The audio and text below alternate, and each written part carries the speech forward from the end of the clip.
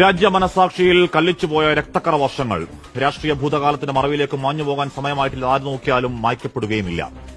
ആ ഗാന്ധിയുടെ മണ്ണു കരഞ്ഞ കാലം, ചോരക്കൊടുവാളുമായി അശോക് മൂച്ചുമാരുടെ ആക്രോശകാലം, കൂട്ടക്കൊലക്കാലം, പേപ്പട്ടികൾ കടിച്ചുകീറി ബിൽക്കീസ് ബാനുമാരുടെ വിലാപകാലം. ഇന്ത്യൻ രാഷ്ട്രീയം ഇളകിമറിഞ്ഞ വർഷങ്ങളാണ്. 2001 മുതൽ 2004 വരെ രാജ്യത്തിനൊരു ചീഫ് ഇലക്ഷൻ കമ്മീഷനുണ്ട്. പേര് JM ലിങ്തോ.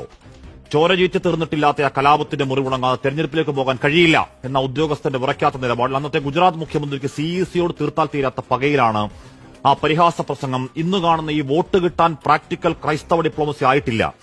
അന്ന് JM ലിങ്തോയെ മോദി വഡോദരയിൽ നീട്ടി വിളിക്കുന്നുണ്ട്. Joseph Michael Lyngdoh. ആ മുഴുപ്പേര് വിളിക്കൽ, ഇറ്റലിക്കാരൻ വ്യംഗ്യം, ക്രൈസ്തവ ദേവാലയത്തിൽ കൂടിക്കാഴ്ച ഉണ്ടായോ എന്ന പരിഹാസച്ചിരി.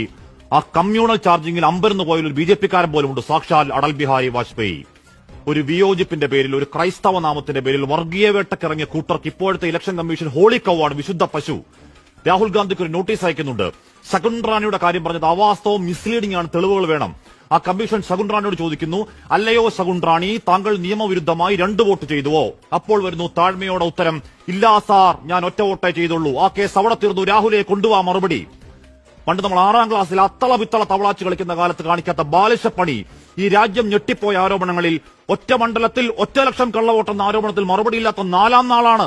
ഒരു പോരാട്ടമുഖത്ത് ഈ നാട് കാക്കാൻ വേണ്ടി വന്നാൽ ഈ ജീവനങ്ങ് നൽകാം, ഷഹീദാകാം എന്ന മട്ടിൽ ചങ്കിലെ ചോര പോലെ നമ്മൾ കാണുന്ന ഈ മഹാരാജ്യത്തിന്റെ ഇതുവരെയുള്ള ചരിത്രത്തിൽ എന്നെങ്കിലും ഇലക്ഷൻ കമ്മീഷൻ ചോർഹേ എന്ന രാഷ്ട്രീയ മുദ്രാവാക്യം തെരുവിൽ കേൾക്കേണ്ട ഗതികത്ത ഏതെങ്കിലും ഈസിക്കുണ്ടായോ? 100 കണക്കിന് കിലോ എന്ന മട്ടിൽ തള്ളിക്കൊടുത്തൊരു കടലാസു കൂമ്പാരം 6 മാസം പണിയെടുത്ത് ഈ ജനാധിപത്യത്തെ കഴിമരത്തിലേക്ക് കാട്ടിത്തെളിക്കുന്നോ എന്ന ചോദ്യത്തിന് മറുപടി വേണ്ടത് രാഹുലിനല്ല, കാലമേ ഈ രാജ്യത്തിനാണ്. എണ്ണിപ്പറഞ്ഞ ഉടായ്പകളൊന്നും കാര്യമായി നിരാകരിക്കാൻ പോലും കെൽപ്പുകെട്ട് മാപ്പില്ലെങ്കിൽ തൂക്കിക്കളയുമെന്ന ക്ലീഷേ വിരട്ടത് ആരോടാണ് സാറന്മാരെ?